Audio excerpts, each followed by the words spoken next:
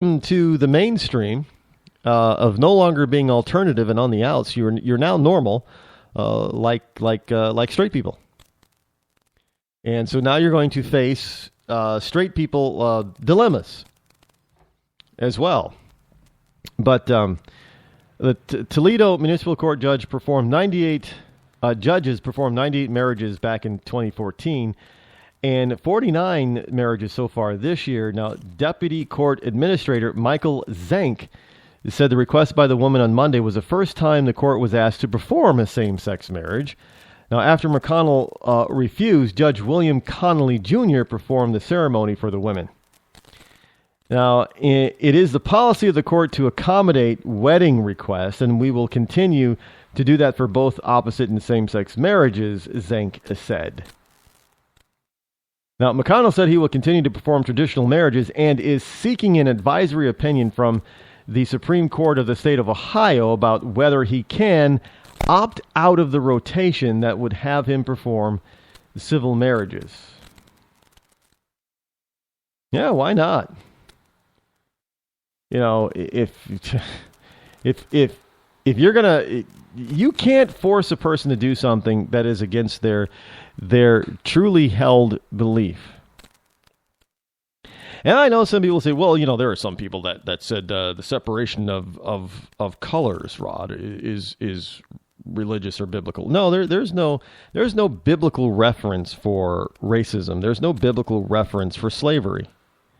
There's no biblical reference for somebody being owned, a human being owning another human being. Now, just because they did it and it was acknowledged that it was being done in the Bible does not mean that the Bible granted it. It didn't.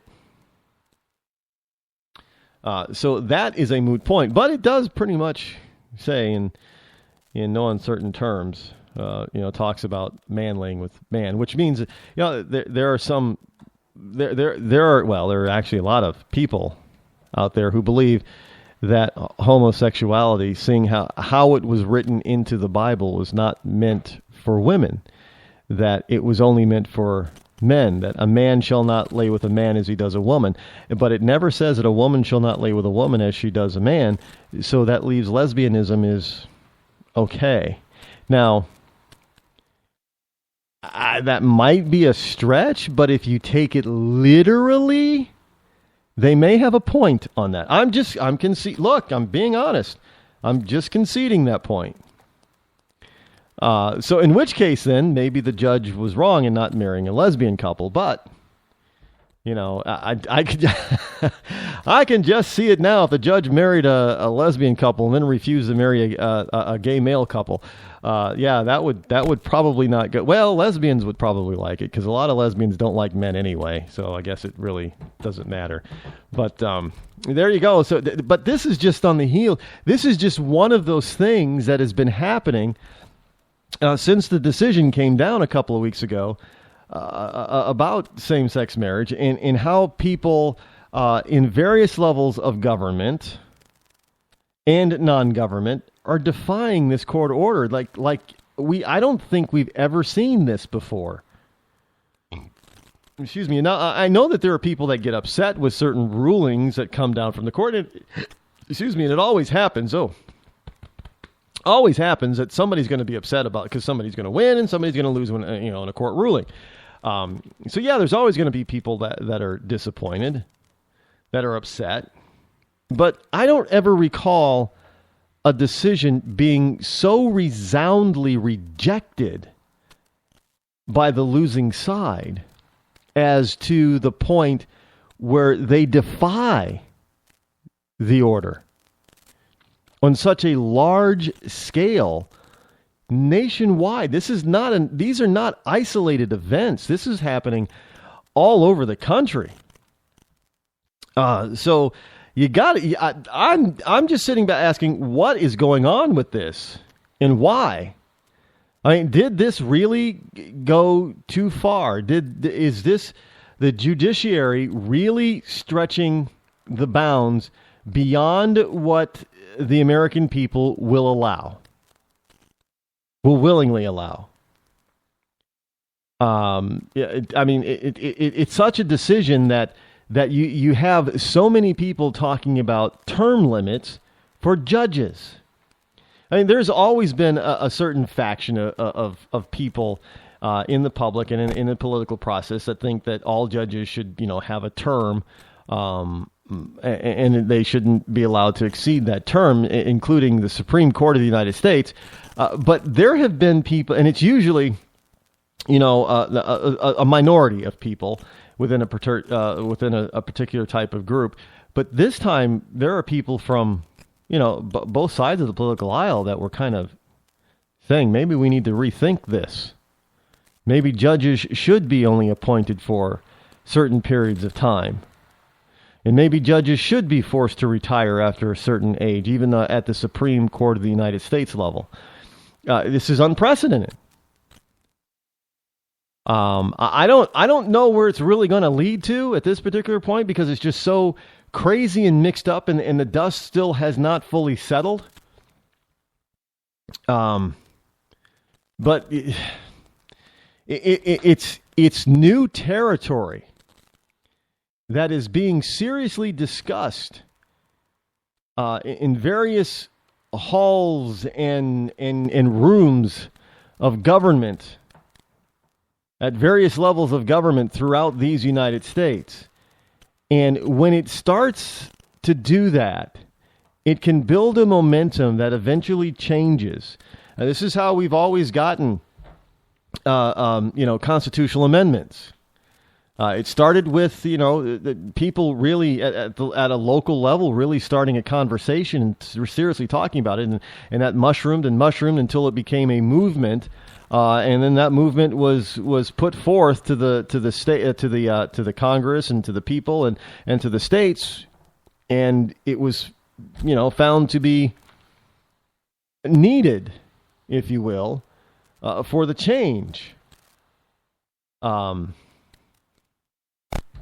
So this might be, we might be witnessing the beginning of a new constitutional amendment fight. At this particular point, I'm pretty much saying it's a bad idea. But I fully understand those who would be behind I understand where they're coming from. I understand their argument. They make a good argument. For a term limit or a term position. They make a very good argument already. But there is an equally good or slightly better argument against such a thing, but it is going to be hard to continue to fight for that side should we continue to have these activist judges that are appointed for life at different levels of government. That's the problem. That is what has people on edge right now. You have activist judges at just about every level of the court system that are redefining law, that are rewriting law, and even writing law from the bench that everyone must abide by. So this is something that only if they wish to prevent a constitutional amendment that changes how judges operate and hold their tenure, then they have to police themselves and stop being activists and from the bench. They have to. They can't. The American people obviously are not going to stand for continuation of activism from the bench. This activism has ruined this country far too much. It's harmed this country far too much. And it has harmed it far more than it has helped it. And these people are just not taking it anymore. They don't want it. They don't like it. And there are a lot of people that are being elected to various levels of government office that feel the same way. Now more of them on the right side than on the left, because, the left often thinks, well, if we can't get things done legislatively, then we're going to go to these activist judges who are going to do it for us. And that's also going to be their downfall, because they can't seem to get their ideas across and passed by the American people. They think that they have to go through a courtroom, and that's going to be their downfall as well, because there's a huge backlash on that now. I mean, the people go to the polls and they vote a particular way, and then an activist judge comes along and says, nope, your votes don't really count. You want to talk about disenfranchising a voter? How about having them vote on a referendum or a law or anything and have that pass in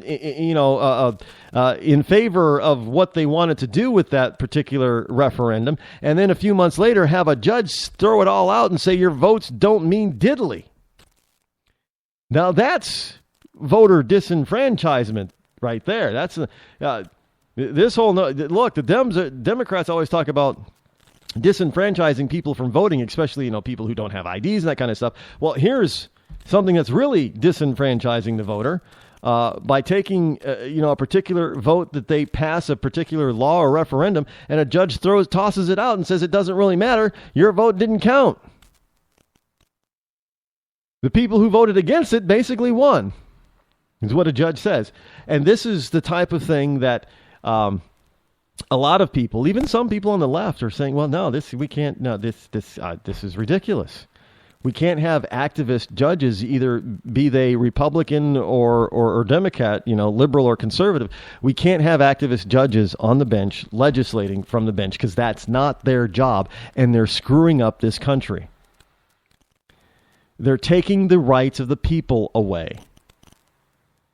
So this is something that is probably going to build steam, and momentum is going to carry. And unless these judges get a hold of themselves and police themselves and say, we got to stop this crap, there might be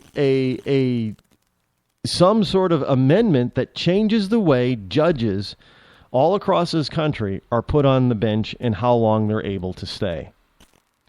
And unfortunately, that would probably politicize the court very much, which would also not be a good thing, but it would be a reaction to this activism that is happening on the bench. And, we often see that when people, they do certain things like that, there's this pendulum swing, and people's, they have this whiplash reaction. Kind of like George Bush, George W. Bush. He had, the American people were whipped up into a frenzy by the lamestream media about how bad George W. Bush was, and, the bad economy is his fault, and, this war on terror isn't working, and blah, blah, blah, blah. And they whipped the American people into this frenzy of this anti-Bush type of mentality. Well, the people couldn't take it out on George W. Bush, so they had to take it out on the Republican contender. And they did just that and elected Barack Obama. And then when they realized partly that, maybe we made a mistake with Barack Obama, they were hammered by the same lamestream media, well, if you don't reelect him, then you're a racist. And I think people are getting to the point now where this is just getting to be ridiculous and redonkulous, and there needs to be a change because our country is being eaten from the inside out. We're destroying ourselves.